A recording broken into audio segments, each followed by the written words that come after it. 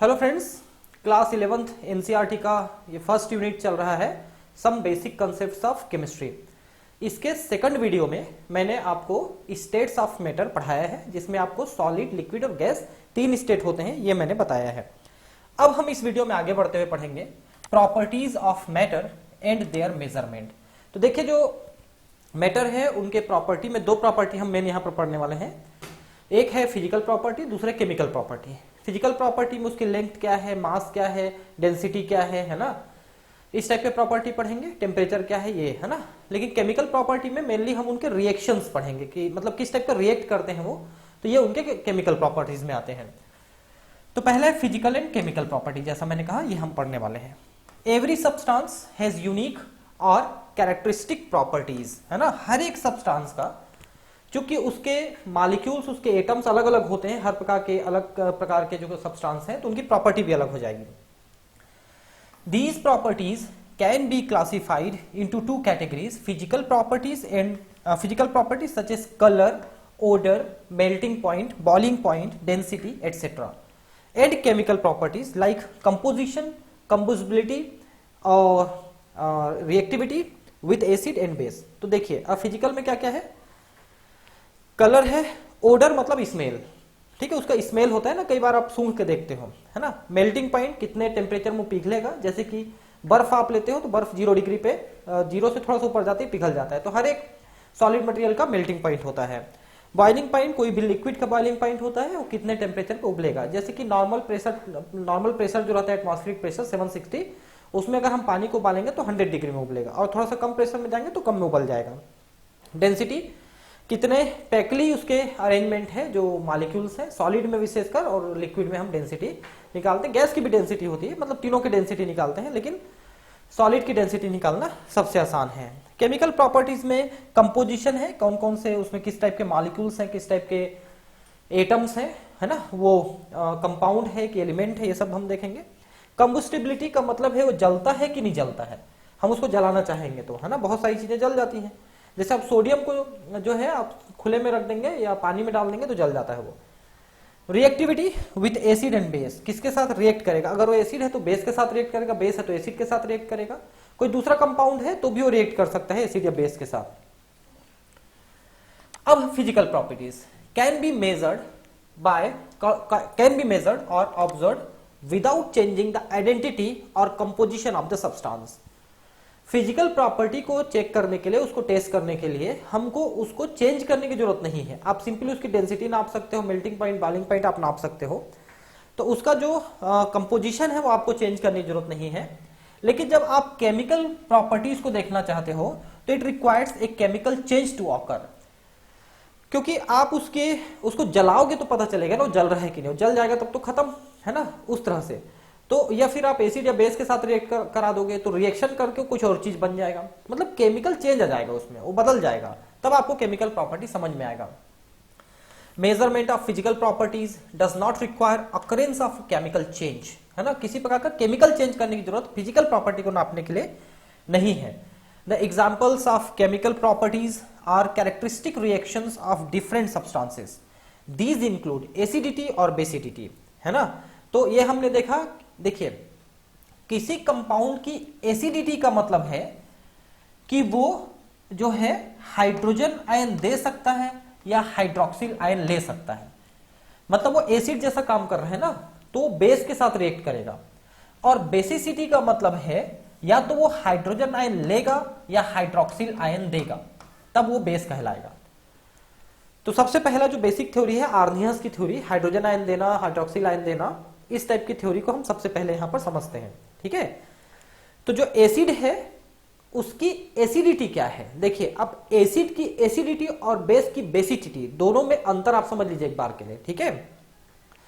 Acid जो है hydrogen ion देता है और हाइड्रोक्सिल आयन लेता है, तो कितना हाइड्रोक्सिल आयन लेगा ये उसकी एसिडिटी है।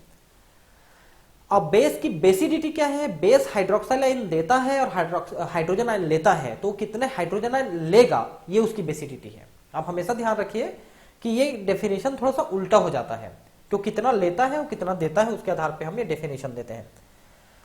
कंबस्टिबिलिटी का मतलब वो जलेगा, तो जलेगा तो निश्चित है कि जो है वो मतलब एक प्रकार से ऑक्सीडाइज हो जाएगा तब वो जल पाएगा। तो अगर वो ऑक्सीडाइज हो सकता है तब तो जलेगा, नहीं तो नहीं जलेगा, है ना। Chemist describe, interpret and predict the behaviour of substances on the basis of knowledge of their physical and chemical properties. ठीक है, तो किसी भी केमिकल का जो बिहेवियर है ना, उसकी प्रॉपर्टी है ना, उनके बारे में अंदाज लगाया जाता है, उनकी व्याख्या की जाती है, उनको एक्सप्लेन किया जाता है। तो सिर्फ दो प्रकार से किया जाता है, कि उसकी फिजिकल प्रॉपर्टी, दूसरी उसकी chemical property, which are determined by careful measurement and experimentations. तो आप इन दोनों को आप तब डिसाइड कर सकते हो कि फिजिकल प्रॉपर्टी या केमिकल प्रॉपर्टी कैसा है, जब आप उसकी केयरफुली ऑब्जर्वेशन करेंगे, केयरफुली एक्सपेरिमेंट करेंगे और मेजरमेंट करेंगे। जैसे आपको मान लो लंबाई नापना है, तो एग्जैक्ट लंबाई तब आएगा ना जब बहुत केयरफुली आप नापेंगे, और जो मेजरमेंट इंस्ट्रूमेंट है आपका वो भी ज्यादा एफिशिएंट होना चाहिए। सिंपल वाला टेप लेके आप नाप देंगे तो अंदाज तो आपको निकल जाएगा कि 5 सेंटीमीटर है, लेकिन एग्जैक्ट नाप नहीं आएगा। उसके लिए वर्नियर कैलिपर्स है, स्क्रू गेज है, इनको आपको इस्तेमाल करना पड़ेगा, तब आपको एग्जैक्टली जो है वहां पर मिल पाएगा कितना लंबाई है। तो इस तरह से हम बोल रहे हैं कि केयरफुली मेजरमेंट और एक्सपेरिमेंटेशन। अगर आप केमिकल प्रॉपर्टीज देख रहे हैं तो एक्सपेरिमेंट में क्या रिजल्ट आ रहा है ये आपको केयरफुली वहां पर ऑब्जर्व करना पड़ेगा। In the following section we will learn about the measurement of the physical properties. तो पहले हम फिजिकल प्रॉपर्टी को नापना सीखेंगे कि कैसे कैसे फिजिकल प्रॉपर्टीज नापे जाते हैं और उनके क्या क्या यूनिट्स होते हैं। Quantitative measurement of properties is required for scientific investigations. तो बहुत सारी चीजों की जानकारी के लिए हमको नापना पड़ता है कि इसका मास कितना है, इसकी लंबाई कितना है, इसका टेम्परेचर कितना है, इसका बॉइलिंग पॉइंट, मेल्टिंग पॉइंट क्या है, ये सब हमको नापना रहता है उसकी क्वालिटेटिव मेजरमेंट के लिए। Many properties of matter such as length, area, volume, etc. are quantitative in nature। देखिए लंबाई कितना है ना, और लंबाई चौड़ाई का मल्टीप्लिकेशन एरिया होता है, लंबाई चौड़ाई और ऊंचाई का मल्टीप्लिकेशन वॉल्यूम होता है। तो ये क्वांटिटेटिव मेजरमेंट है। क्वांटिटेटिव का मतलब है इनकी एक निश्चित क्वांटिटी होती है। जैसे ये 10 सेंटीमीटर लंबा है या 10 सेंटीमीटर स्क्वायर है, 10 सेंटीमीटर क्यूब इसका एरिया है या वॉल्यूम है, तो ये क्वांटिटी हुई ना, 10 या 5 या 20 इस टाइप की क्वांटिटी होती है। तो लेंथ, एरिया और वॉल्यूम ये क्वांटिटेटिव मेजरमेंट नेचर के हैं। एनी क्वांटिटेटिव ऑब्जर्वेशन और measurement is represented by A number followed by units in which it is measured. तो हमने यहां पर देखिए यूनिट भी लिखा है, नंबर तो लिखा है 10, यूनिट भी लिखा सेंटीमीटर क्यूब या सेंटीमीटर स्क्वायर या सेंटीमीटर। तो ये उसका यूनिट है। किसका यूनिट है? लंबाई का यूनिट है या फिर एरिया का यूनिट है या वॉल्यूम का यूनिट है। तो इस तरह से एक यूनिट लेकर के एक नंबर के साथ लगा दिया जाता है। For example length of a room can be represented at 6 metre. Here 6 is the number and the m denote meters, the unit in which the length is measured। तो ये हमने नापा कि 6 मीटर लंबाई है इस कमरे की, है ना। तो इस तरह से जो है ये नापा जाता है, मीटर जो है इसका यूनिट है लंबाई का। ये तो आप बहुत सिंपल चीजें हैं जो आप जानते रहे हो पहले से, क्लास 6-7 से आप ये चीजें पढ़ते आ रहे हो, लेकिन अब दिया है तो मैं आपको पढ़ा रहा हूं ताकि आप एक सिस्टम के साथ आगे बढ़ते जाएं और कहीं पर भी आपको केमिस्ट्री में आगे पूरे सारे यूनिट्स में आपको कहीं भी दिक्कत ना हो। तो हम बेसिक से पढ़ रहे हैं, एकदम शुरू से पढ़ रहे हैं ना। Earlier two different systems of measurement, that is English system and metric system, where being used in different parts of the world. ये दोनों सिस्टम जो है अलग अलग सिस्टम थे। इंग्लिश सिस्टम जो था वो इधर ब्रिटेन साइड में यूज होता था, मेट्रिक सिस्टम उधर फ्रांस और दूसरे एरिया में यूज होता था। The metric system which originated in France, देखिए मेट्रिक सिस्टम फ्रांस में यूज होता था इन लेट 18th सेंचुरी। ठीक है, late 18th century. 18th century का मतलब क्या हुआ कि ये 1700 की बात कर रहा है ना। सेंचुरी का मतलब उससे पहले हो जाता है ना, तो लेट मतलब 1700 के खत्म होते होते तक ये जो है शुरू हुआ था, इनिशिएटेड, है ना। was more convenient and it was based on the decimal system। तो इसमें डेसिमल का उपयोग किया जाता था, 10.2 सेंटीमीटर लाइक दिस, है ना। तो डेसिमल में होने कारण से थोड़ा ज्यादा एक्यूरेट था और इसको नापना ज्यादा आसान था मेट्रिक सिस्टम को। Later need of a common standard system was felt by the scientific community, कि आप कोई ऐसा सिस्टम डेवलप करो जो पूरी दुनिया में एक जैसा हो, ताकि आप किसी एक जगह से दूसरी जगह जाए तो आपको समझने समझाने में दिक्कत ना हो। ठीक है। Such a system was established in 1960 and is discussed in the detail. ठीक है, इसको हम कहते हैं the international system of units, SI। ठीक है, तो ये जो SI है इसका पूरा नाम है यहां पर जो है le system international de units. ये फ्रेंच लैंग्वेज में लिखा गया है, le system international de units.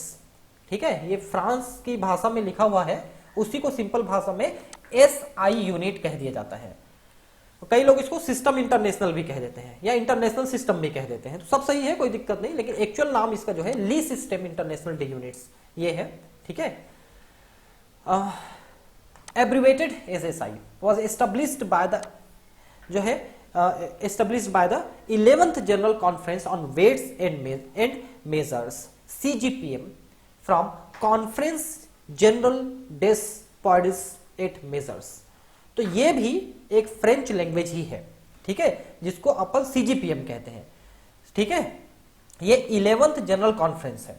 देखिए कॉन्फ्रेंस क्या होता है, कॉन्फ्रेंस है, सेमिनार है, इसमें बहुत सारे साइंटिस्ट एक जगह मिलते हैं, पूरे विश्व के मिल सकते हैं या एक स्टेट के या एक कंट्री के मिलते हैं, वो लेवल पे डिपेंड करता है, स्टेट लेवल है कि नेशनल लेवल है कि इंटरनेशनल लेवल है। तो जो साइंटिस्ट मिलते हैं ना, वो अपने अपने फाइंडिंग्स को, अपने अपने रिसर्च को वहां पर बताते हैं, प्रेजेंट करते हैं। आजकल तो प्रोजेक्टर में बढ़िया से प्रेजेंट होता है। तो उसी टाइप का एक कॉन्फ्रेंस हुआ और उसमें जो है इस सिस्टम को डेवलप किया गया। इस सिस्टम को CGPM सिस्टम कहा गया, from Conference Generale des Poids et Mesures. तो इस कॉन्फ्रेंस के कारण से, इस कॉन्फ्रेंस को इस नाम से हम जानते हैं। The CGPM is an intergovernmental treaty organization created by a diplomatic treaty known as Meter Convention which was signed in Paris in 1875। ये देखिए, तो ये जो CGPM सिस्टम है, इस सिस्टम को पेरिस में 1875 में साइन किया गया। ट्रीटी क्या होता है, देखिए ट्रीटी में जो है एक कॉमन जो है वो बनाया जाता है, एक रूल बनाया जाता है, और उस रूल में जब कोई साइन करता है देश, तो वो उसको फॉलो करने के लिए बाध्य होता है, उसको ट्रीटी कहा जाता है, आप एक प्रकार से समझ लीजिए। तो 1875 में ट्रीटी साइन किया गया, जिसमें आजकल जो सिस्टम हम अपनाते हैं SI सिस्टम, इसको वहां पर एक्सेप्ट किया गया। ठीक है, the SI system has 7 base units and they are listed in the table 1.1। अभी हम पढ़ेंगे। तो 7 ऐसे बेस यूनिट्स हैं, जैसे मीटर है ना, लेंथ एक यूनिट है। ठीक है, टेम्परेचर एक यूनिट है ऐसा, या डेंसिटी एक यूनिट है ऐसा। तो 7 बेसिक यूनिट है, और बाकी जो यूनिट्स हैं, इन्हीं 7 यूनिट से हम प्रोड्यूस करते हैं। बाकी यूनिट्स को हम देखेंगे कैसे प्रोड्यूस करते हैं। ठीक है, these units pertain to the 7 fundamental scientific quantities. तो 7 कैरेक्टर के लिए 7 यूनिट हमने डिसाइड कर दिया है। The other physical quantities such as speed, volume, density et cetera can be derived from these quantities. Density बाद में निकाली जाती है ना, डेंसिटी एक यूनिट नहीं है, उसको निकाली जाती है। तो अभी 7 यूनिट जो है हम यहां पर आगे पढ़ने वाले हैं। ठीक है, तो ये देखिए यहां पर ये 7 यूनिट है, 2 4 6 और 1 2 3 4 5 6 और ये 7 है ना, ये 7 है। ये 7 यूनिट हमको देखना है यहां पर। ठीक है, ये ऐसा। तो पहला यूनिट है, देखिए लेंथ, इसको L से डिनोट करते हैं, है ना। SI यूनिट में हम लेते हैं मीटर, ध्यान रखेंगे। अब इससे छोटा अगर आप यूनिट लेना चाहते हो तो सेंटीमीटर ले सकते हो, बड़ा लेना चाहते हो तो किलोमीटर ले सकते हो, आप कुछ भी ले सकते हो। लेकिन एक जो बेस यूनिट है SI यूनिट, वो मीटर है, जिसको M से डिनोट करते हैं, सॉरी, जिसको M से हम डिनोट करते हैं। ठीक है, तो इस तरह से लेंथ एक यूनिट हुआ। दूसरा है मास। मास को हम स्मॉल m, सभी स्मॉल से डिनोट करते हैं ना, ध्यान रखेंगे। केवल एक ये जो है टेम्परेचर को केल्विन वाला कैपिटल T से। तो मास है m, इसके लिए हम लेते हैं किलोग्राम। ये देखिए kg, आप छोटा लेना चाहें तो ग्राम ले सकते हैं। देखिए पहले जो सिस्टम अपनाया जाता था उसको CGS और MKS सिस्टम मानते थे। CGS सेंटीमीटर ग्राम सेकंड और MKS मीटर किलोग्राम और सेकंड, ऐसा लेते थे। तो जो MKS पद्धति है ना, उसी को डेवलप करके SI पद्धति में हमने डेवलप किया, सिस्टम में डेवलप किया है।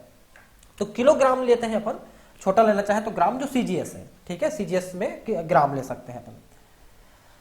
टाइम के लिए टी सेकंड एस, ये तो जानते हैं। इलेक्ट्रिक करंट, देखिए इलेक्ट्रिक करंट आई से डिनोट करते हैं, कैपिटल, ये भी कैपिटल लेते हैं, और इसके लिए एम्पियर लेते हैं। इसका जो यूनिट है वो एम्पियर है, कैपिटल ए। तो देखिए एम्पियर जो है ये करंट का कितना वोल्ट है ना, उसके अकॉर्डिंग इसका मापन किया जाता है। तो इसके बारे में भी हम आगे पढ़ेंगे कि कैसे हम करंट को नापते हैं। नेक्स्ट है थर्मोडायनामिक टेम्परेचर, ठीक है। तो मेन ये टेम्परेचर जो शब्द है ये इसमें इस्तेमाल करेंगे अपन, कैपिटल टी, जो केल्विन में नापा जाता है। देखिए ध्यान रखेंगे सेंटीग्रेड जो है वो एसआई यूनिट नहीं है, सेंटीग्रेड सीजीएस यूनिट है। यहां पर जो है केल्विन एसआई यूनिट है, जिसको के से डिनोट करते हैं अपन, ठीक है। जैसे कि 0 डिग्री सेल्सियस आप कहते हैं तो वहां पर 273 केल्विन हो जाता है, पता है ना आपको, 0 डिग्री सेल्सियस के बराबर 273 होता है, और 100 डिग्री सेल्सियस कहेंगे तो 373 हो जाता है। मतलब जितना सेंटीग्रेड है उसमें 273 जोड़ दीजिए तो केल्विन हो जाएगा। सिंपल सा टेम्परेचर वो है, कैलकुलेशन है। तो टेम्परेचर को हम कैपिटल टी से दिखाते हैं, केल्विन से। अमाउंट ऑफ सब्सटेंस, ठीक है, इसको हम मोल से दिखाते हैं, मोल। और मोल में हम स्मॉल एन को लेते हैं, number of mole is small, और इसको मोल ही लिखते हैं, MOL। ये MOL ये मोल है, ठीक है, मतलब यूनिट में मोल है ना। और लुमिनस इंटेंसिटी, अब इसको आप समझिए क्या चीज है लुमिनस इंटेंसिटी। ये जो है, जो कोई लाइट सोर्स है वो कितना जोर से लाइट दे रहा है। जैसे आप कहते हो कि बल्ब फुल जल रहा है, बल्ब डीम जल रहा है, या ट्यूबलाइट थोड़ा धीमे जल रहा है, डीम जल रहा है, ऐसा नहीं बोलते, थोड़ा धीमे हो जाता है ना ट्यूबलाइट भी, ज्यादा धीमे होने से बंद हो जाता है। आजकल तो खैर ये आ गया है इलेक्ट्रॉनिक वाला, LED वाला, तो वो बंद नहीं होता। नहीं तो पहले वाला जो हमारा था चौक वाला, वो बंद हो जाता था थोड़े से कम में। तो ये जो कैंडेला में नापते हैं अपन इसको, ये जो इंटेंसिटी है वो लाइट की तीव्रता है, तेज, कितना तेज जलेगा उतना तेज वो इंटेंसिटी मानी जाएगी। तो इसको ल्यूमिनस में नापा जाता है, ठीक है। और जैसे कि आप लोग ये प्रोजेक्टर वगैरह आता है तो शायद सुने होंगे कि इतने ल्यूमेंस का है, मतलब 3000 ल्यूमेन का है कि 3500 ल्यूमेन का है, क्योंकि प्रोजेक्टर जितने ज्यादा ल्यूमेन का रहेगा ना उतना तेज लाइट मारता है, और उतने ज्यादा प्रकाश वाले रूम में भी दिखता है। जैसे कम ल्यूमिनस वाले प्रोजेक्टर को आप चलाएंगे ना तो वो अंधेरे में चलाना पड़ेगा आपको कमरे में, लेकिन ज्यादा ल्यूमिनस वाले प्रोजेक्टर को चलाएंगे तो लाइट रहेगी कमरे में तो भी दिखेगी। जैसे ये बोर्ड है, देखिए इतनी सारी लाइटें जल रही है लेकिन ये बोर्ड आपको दिख रहा है ठीक से, है ना, क्योंकि इसकी ल्यूमिनस ज्यादा है ना। वैसे ही मेरे पास प्रोजेक्टर भी है, अब तो खैर बंद कर दिया मैंने उसका यूज, जब से बोर्ड लिया मैंने, तो उसका भी ल्यूमिनस ज्यादा था वो, ठीक है, वो भी आराम से लाइट में दिखती थी उस प्रोजेक्टर से, ठीक है। तो ये 7 ऐसे यूनिट हैं जिनको हम बेस यूनिट मान सकते हैं, और इनमें से फिर बाकी को निकालते हैं। जैसे कि मान लो आप एरिया निकालना चाहते हो या वॉल्यूम निकालना चाहते हो, तो लेंथ इंटू लेंथ आप करोगे तो एरिया, और ट्रिपल कर दोगे तो वॉल्यूम निकल जाता है ना। वैसे डेंसिटी है तो मास डिवाइडेड बाय वॉल्यूम आप करोगे तो वो डेंसिटी निकल जाता है। तो इन्हीं 7 से हम बाकी फिजिकल प्रॉपर्टीज को डिराइव कर सकते हैं, ठीक है। अब देखिए ये तो मैंने आपको बताया कि कैसे करना है, ठीक है। अब इनके यूनिट्स को हम और आगे पढ़ेंगे कैसे है, इन सब चीजों को कैसे मैनेज किया जाता है। लेकिन थोड़ा सा पहले ये यहां पर एक टेक्स्ट दिया हुआ है, इसको अपन समझते हैं। Maintaining the national standard of measurement. देखिए वो जो आपने अभी पढ़ा कि कॉन्फ्रेंस हुआ पेरिस में, मतलब फ्रांस की राजधानी है पेरिस, वहां कॉन्फ्रेंस हुआ, उन्होंने उसको एक्सेप्ट किया, फिर धीरे मतलब टाइमली वो चेंज भी होते हैं और डेवलप भी होते हैं ना। लेकिन भाई हमारे देश का मामला है मान लो, तो अब हमारे देश में हर चीज के लिए हम स्टैंडर्ड के लिए पेरिस तो नहीं जा सकते ना बात करने के लिए। तो हर देश क्या करता है कि अपने लोकल बॉडी एक डेवलप करता है, और वो लोकल बॉडी जो है, वो ऑर्गेनाइजेशन जो है, वो ये सब चीजों को देखता है कि हमारे देश में इन सब चीज नियम कानूनों का पालन हो रहा है कि नहीं हो रहा है, ठीक है। और कोई भी जो मेजरमेंट है उसका स्टैंडर्ड वो वहां पर फिक्स करके रखता है कि हाँ आप इस स्टैंडर्ड में वजन को नापिए या लेंथ को नापिए। तो वो स्टैंडर्ड मेंटेन किया जाता है लोकल लेवल पे, मतलब नेशनल लेवल पे। फिर नेशनल लेवल में भी उसको स्टेट लेवल में, डिस्ट्रिक्ट लेवल में उनको ऑफिसर्स को दिया जाता है कि आप इन सब चीजों को मेंटेन करिए करके, ठीक है। The system of units including unit definitions keeps on changing with time. तो हमेशा ये यूनिट चेंज हो रहे हैं, पता है आपको, मतलब कुछ रिसर्च होता है, नया चीज मिलता है तो हम उसमें कुछ बदलाव कर देते हैं। अभी हम देखेंगे उस चीजों को, है ना। whenever the accuracy of measurement of a particular unit was enhanced substantially by adopting new principles, member nations of meter treaty signed in 1875 agreed to change the formal definition of that unit. तो जब हम किसी unit को मापने का तरीका बदलते हैं, उसमें एक्यूरेसी लाते हैं, मतलब ज्यादा सटीक नापने की हम कोई नई विधि खोजते हैं, तो हम उसके डेफिनेशन को बदल देते हैं। ठीक है, जैसे सेकंड का डेफिनेशन अभी हम पढ़ेंगे, नया डेफिनेशन। पुराने डेफिनेशन में भी हम पढ़ते थे कि प्रकाश जो है 1 सेकंड में 3 लाख किलोमीटर चलता है, तो वो 3 लाख किलोमीटर मतलब 1 डिवाइडेड बाय 3 लाख किलोमीटर वो 1 सेकंड के बराबर हुआ, ऐसा हम उसको नाप लेते थे। लेकिन अब जो है वो सीजियम एटम जो है उनके जो फ्रीक्वेंसी है उस पर हम नापते हैं। तो हम देखेंगे अभी उसको, आपको मैं समझाने की कोशिश करूंगा क्या चीज है। मैं ये बता रहा था आपको कि टाइमली ये चीजें चेंज होती है, डेफिनेशन चेंज होती है, एक्यूरेसी एनहेंस्ड होती है, एक्यूरेसी ज्यादा सटीक होते चली जाती है नापने की विधि, तो हम इनको चेंज करते रहते हैं। Each modern industrialised country including India has a national metrology institute which maintains standards of measurement। तो मैंने बताया ना कि हर देश के पास अपना एक इंस्टीट्यूट, अपनी एक कमिटी होती है। भारत में मेट्रोलॉजी इंस्टीट्यूट है, ठीक है, एनएम मेट्रोलॉजी इंस्टीट्यूट, ठीक है, एनएमआई। ये जो है इस स्टैंडर्ड को, मेजरमेंट को फिक्स रखता है, उसको मेंटेन करता है। This responsibility has been given to the National Physical Laboratory NPL new Delhi. तो हमारे देश में जो नेशनल फिजिकल लेबोरेटरी है दिल्ली में, उसको ये सौंपा गया है जिम्मेदारी। अब मैं भी ये लेबोरेटरी नहीं देखा हूं। This laboratory establishes measurement to realize the base units and derived units of measurement and maintains national standards of measurement। तो ये जो है नेशनल लेवल पे मेजरमेंट स्टैंडर्ड को ये मेंटेन करता है, आप ये कह सकते हैं। ठीक है, आप इसमें और कुछ समझाने वाली बात तो नहीं है। These standards are periodically intercompared with standard maintain at other national metrological institutes in the world. तो वो जो पेरिस में किया गया था उस टाइप के जगहों से जाकर के इसको मैच किया जाता है कि हमारा सिस्टम सही चल रहा है कि नहीं चल रहा है। As well as those established at the international bureau of standards in Paris. ये देखिए, है ना, पेरिस में मेंटेन किया जाता है, उसके साथ हम लोग मैच करते रहते हैं कि हमारा सिस्टम ठीक है कि नहीं है। ठीक है, तो ये यूनिट मैंने आपको बता दिया। The definitions of the SI base units are given in table 1.2। ये इस टेबल में 3-4 पेज में मैं टेबल बना के रखा हूं, तो इस टेबल में हम समझने की कोशिश करेंगे कि किसका क्या डेफिनेशन है, और मैं समझाने की आपको कोशिश करूंगा। The SI system allows the use of prefixes to indicate the multiples or submultiples of units।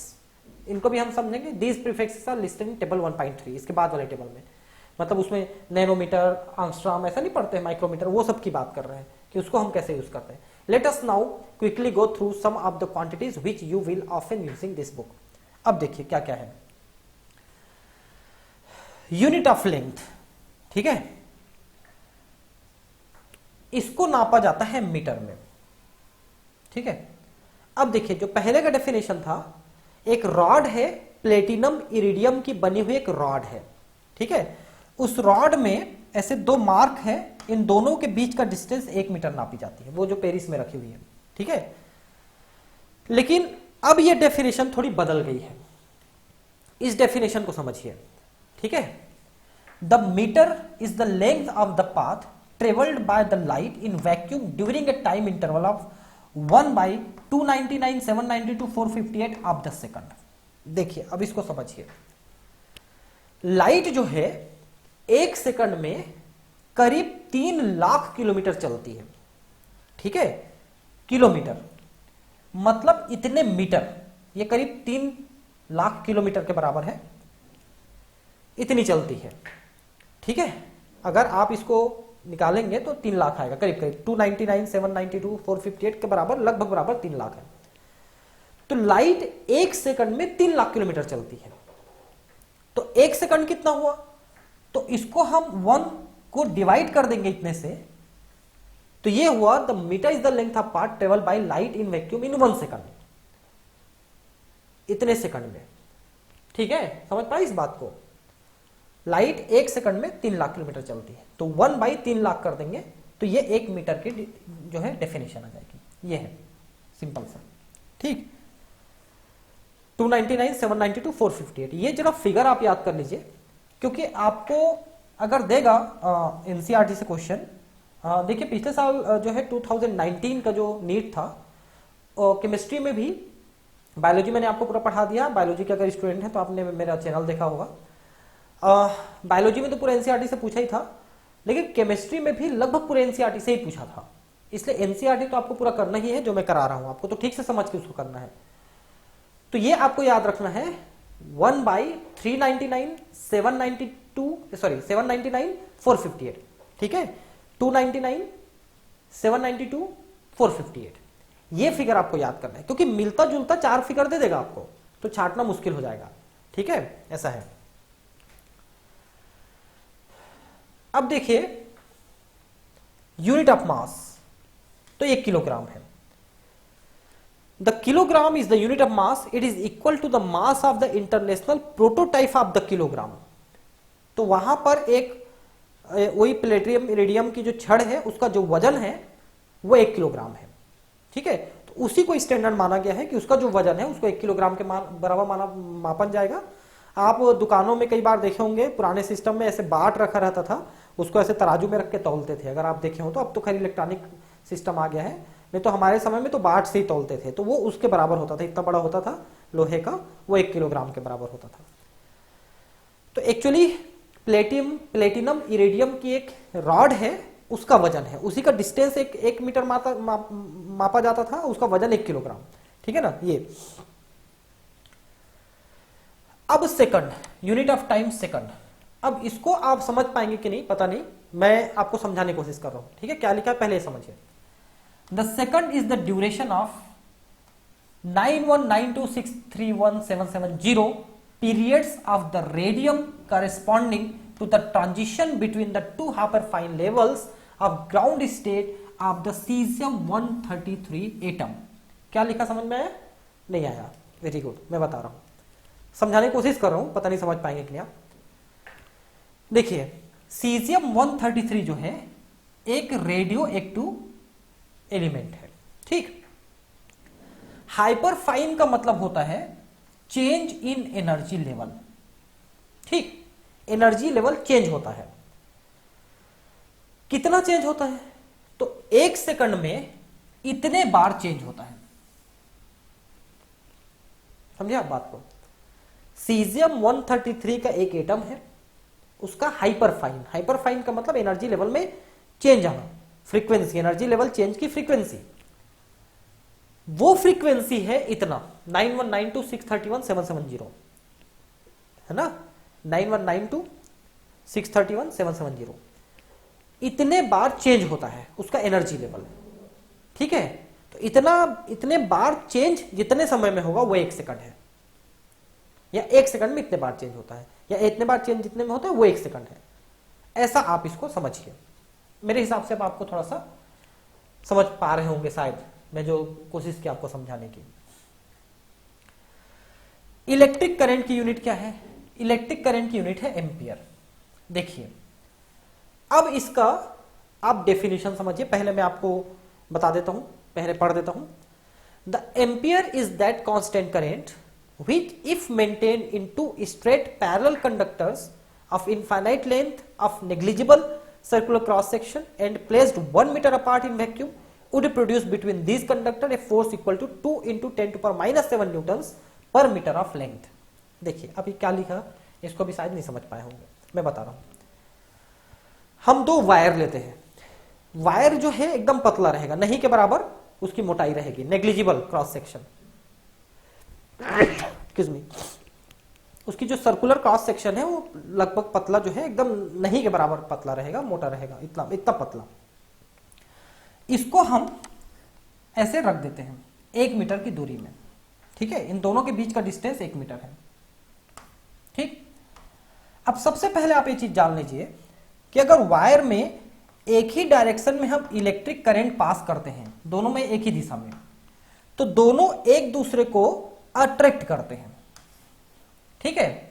लेकिन अगर इलेक्ट्रिक करंट को विपरीत दिशा में करें, एक इधर जा रहा है इलेक्ट्रिक करंट, दूसरे में इधर जा रहा है इलेक्ट्रिक करंट, तो ये एक दूसरे को रिपेल करते हैं, ये फोर्स है, समझ पाए। एक ही दिशा में इलेक्ट्रिक करंट जाएगा तो दोनों वायर एक दूसरे को अट्रैक्ट करने की कोशिश करेंगे, और अगर अपोजिट दिशा में जा रहा है इलेक्ट्रिक करंट तो एक दूसरे को रिपेल करेंगे। तो 1 एम्पियर करंट यही है कि जो फोर्स ऑफ एट्रैक्शन है या फोर्स ऑफ रिपेल है, ये होना चाहिए इतना न्यूटन, 2 × 10⁻⁻7 न्यूटन। इतना अगर फोर्स दोनों के बीच में लग रहा है, दोनों 1 मीटर की दूरी में है, वैक्यूम है, हवा नहीं होना चाहिए, हवा रहेगा तो थोड़ा कम हो जाएगा ना। तो वैक्यूम में रखे 2 वायर हैं, दोनों के बीच में 1 मीटर का डिस्टेंस है, तो 1 मीटर का 1 एम्पियर करंट हम फ्लो करेंगे तो दोनों के बीच में अट्रैक्शन या रिपेल जो है इतने न्यूटन का होगा। 2 × 10⁻⁻7 न्यूटन का फोर्स उनके दोनों के बीच में लगेगा।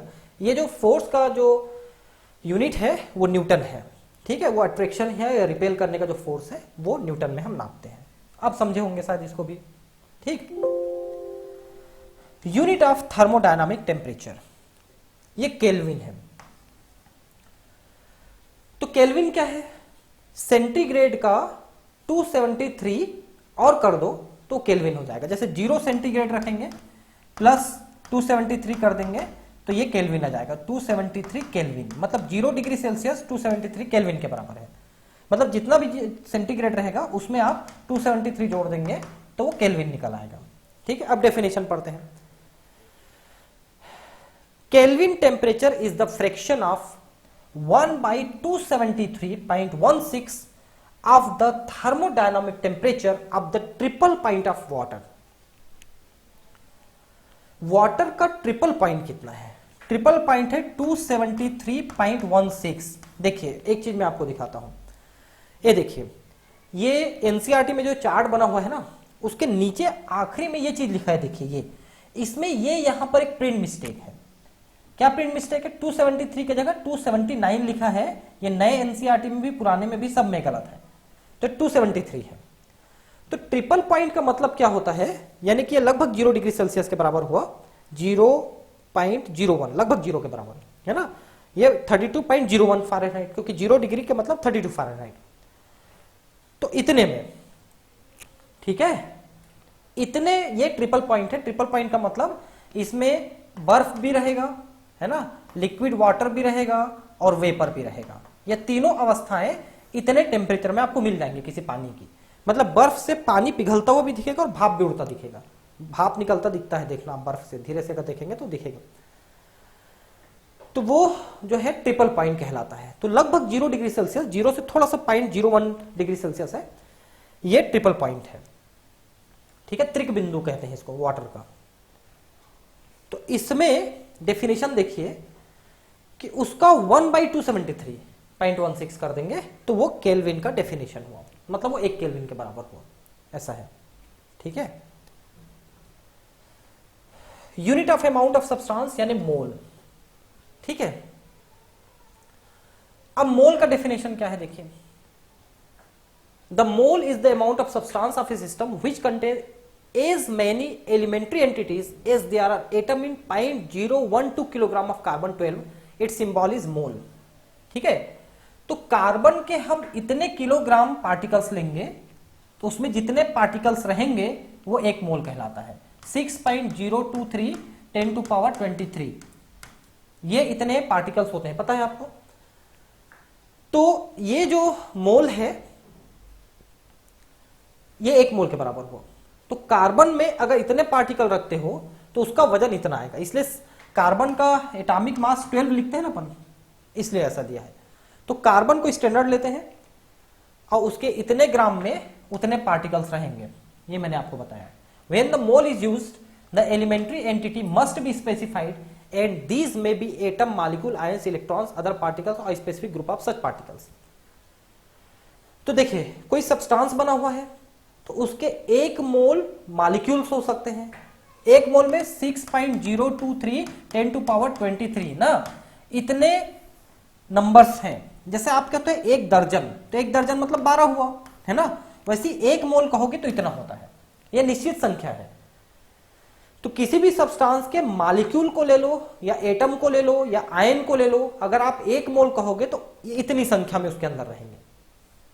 ठीक है, तो कार्बन में जब कार्बन पार्टिकल्स को इतने संख्या में गिन के ले लेते हो और तौलते हो तो वो इतने किलोग्राम निकलता है। तो अगर आप इस किलोग्राम को ग्राम में कन्वर्ट करो तो आप इसमें 1000 से तो 1 2 3 यानी 12 ग्राम होता है। समझ पा रहे हैं आप बात को? कार्बन पार्टिकल को गिन लीजिए, इतने पार्टिकल निकाल के रखिए, अब उसको तौलिए तो 12 ग्राम होगा। ठीक है, अब इसको दूसरे तरीके से समझिए। अब बहुत सारे एलिमेंट्स के एटॉमिक मास लिखते हो, जैसे आप लिखते हो नाइट्रोजन का एटॉमिक मास 14 है। समझे बात को? तो 1 मोल नाइट्रोजन जिसमें इतने पार्टिकल्स रहेंगे उसको तौलोगे तो 14 ग्राम होगा, ऐसा है। ऑक्सीजन का 16 ग्राम होगा, ऐसा है। पार्टिकल इतने रहेंगे, 1 मोल कहने से इतने पार्टिकल, जैसे 1 दर्जन में 12, 1 सैकड़ा में 100, है ना, ऐसा 1000 या वैसा मोल, ये संख्या फिक्स है। तौलोगे तो अलग अलग सब्सटेंस का अलग अलग वजन निकलेगा। Unit of luminous intensity, candela. तो कैंडेला या लुमिनस का मतलब मैंने बताया था कि कितना तेज जल रहा है, कितना तेजी से लाइट दे रहा है। तेज प्रकाश है कि धीमा प्रकाश है, ऐसा डीम है कि तेज है, ऐसा। The candela is the luminous intensity in a given direction of a source that emits monochromatic radiation of frequency 540 10 to power 12 hertz and that has a radiant intensity in that direction of 1 by 683 watt per steradian। देखिए steradian ये angle नापा जाता है ना, globe में angle steradian. ठीक है, ऐसे एंगल को स्टेरेडियन से नापते हैं। अगर आप मैथ्स पढ़े हो थोड़ा बहुत तो समझते होंगे इसको। तो डायरेक्शन क्या है? जिस डायरेक्शन में लाइट जा रही है उस डायरेक्शन में लाइट की जो फ्रीक्वेंसी है इतनी होनी चाहिए। ठीक है, और उसमें 1/683 वॉट पर स्टेरेडियन का पावर होना चाहिए। मान लो 1 स्टेरेडियन, 2 स्टेरेडियन, 3 स्टेरेडियन, तो हर एक स्टेरेडियन में आपको 1/683 का आपको यहां पर वाट, ये वाट है, 1/683 वॉट का यहां पर पावर होना चाहिए, ये है। ठीक है, अब इनको देखिए भाई, रटना है आपको, इससे ज्यादा अच्छे तरीके से यहां पर इसको समझाना मुश्किल है। ठीक है, डेफिनेशन आपको रटना है ना। ये जो फ्रीक्वेंसी है ये तो आप जानते होंगे, लाइट एक इलेक्ट्रोमैग्नेटिक वेव है, आपको पता होगा। उसकी फ्रीक्वेंसी होती है और वेवलेंथ होता है। फ्रीक्वेंसी ज्यादा होती है तो उसकी वेवलेंथ कम हो जाती है, और अगर फ्रीक्वेंसी कम होती तो वेवलेंथ बढ़ जाती है। ठीक है, जैसे कि आप विजिबल लाइट पढ़ते हो विबग्योर। ठीक है, तो विबग्योर का जो वेवलेंथ है वो 400 नैनोमीटर से चालू होता है और 700 नैनोमीटर तक जाता है।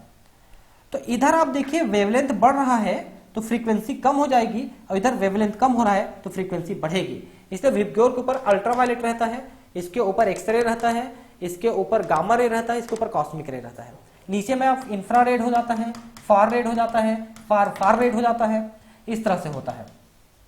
ठीक है, तो वेवलेंथ बढ़ते जाएगा ना तो फ्रीक्वेंसी कम होती जाएगी, और फ्रीक्वेंसी कम होने का मतलब है उस लाइट का पावर कम होगा। क्या का पावर? पेनेट्रेशन पावर, एनर्जी देने का पावर, है ना। इसीलिए कॉस्मिक रे का इतना ज्यादा पावर है कि आप दीवार में मार दोगे तो भेद के छेद के आगे निकल जाएगा वो लाइट। एक्सरे जो है थोड़ी पतली दीवार को, पतली शीट को भेद सकता है, अल्ट्रावायलेट और पतले को भेज सकता है, और जो विजिबल लाइट है वो सिर्फ ट्रांसपेरेंट चीजों को भेज सकता है, जैसे ग्लास वगैरह को, है ना। उसके बाद आप आगे और इंफ्रारेड में जाएंगे तो ग्लास को भी नहीं पार कर पाता वो, है ना। तो भेदने की क्षमता है, वो पेनेट्रेशन पावर है ना। और उसमें जितनी ज्यादा एनर्जी रहेगी उसकी पेनेट्रेशन पावर उतनी ज्यादा रहती है किसी भी लाइट की। और जैसा मैंने कहा कि ट्रिपल पॉइंट जो है वाटर का 0.01 डिग्री सेल्सियस, 273.16, ये प्रिंट मिस्टेक मैंने बताया, तो 273.16 है, और 32.01 फ़ारेनहाइट में। तो ये सब ट्रिपल पॉइंट है जिसमें वो वाटर, आइस और वेपर तीनों फॉर्म में मिल जाएगा। 0 डिग्री के आसपास की बात है ये। ठीक है, अब prefixes used in the SI system, क्योंकि आप हमेशा बड़े यूनिट को यूज नहीं करते हो, कुछ और छोटे या और बड़े यूनिट को भी आप यूज करते हो। तो उनको हम यहां पर देखते हैं। ठीक है, तो देखिए यहां पर है जैसे छोटे से बड़े यूनिट की तरफ जा रहा है ना, आप ध्यान रखेंगे इसको। तो पहला है 10 टू पावर -24, मतलब एक को 10 टू पावर 24 से डिवाइड कर दोगे तो इतना आएगा, इतना छोटा करना पड़ेगा आपको। तो इसे हम कहते हैं योक्टो, स्मॉल वाई योक्टो। और 21 से डिवाइड करोगे तो जेप्टो, माइनस का मतलब है डिवाइडेड, ठीक है, इतना डिवाइडेड हुआ, जेप्टो जेड।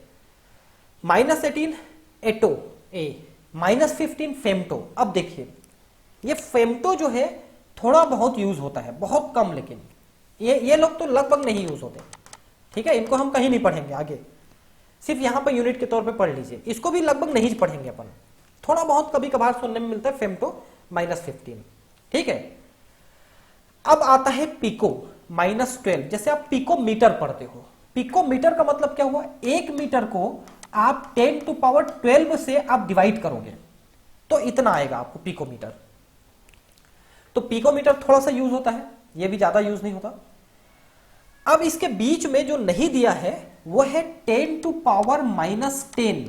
ये एंगस्ट्रॉम जो है ये मीटर के लिए नापा जाता है, लेंथ के लिए नापा जाता है खाली, इसलिए इसको इसमें नहीं दिया है। क्योंकि बाकी चीजों को हम सिर्फ लेंथ के लिए ही नहीं बल्कि बाकी चीजों के लिए भी, जैसे मास के लिए नाप सकते हैं, है ना, या और किसी चीज के लिए भी नाप सकते हैं। लेकिन एंगस्ट्रॉम को जो है 10 टू पावर -10 ये सिर्फ लंबाई का नाप है, सिर्फ लंबाई के लिए यूज करते हैं, इसलिए इसमें उसको नहीं दिया है।